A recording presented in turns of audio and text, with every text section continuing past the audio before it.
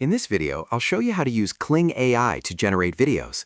First, go to the Kling AI website and create a free account. New users get a limited amount of free credits every day to get started.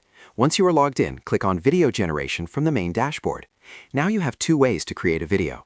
The first way is text to video. Simply type a detailed prompt describing what you want to see. For best results, use this structure. Start with the subject, then the action, then the environment, then the camera movement, and finally the style. For example, something like a golden retriever puppy playing fetch in a sunny park, slow motion, cinematic style.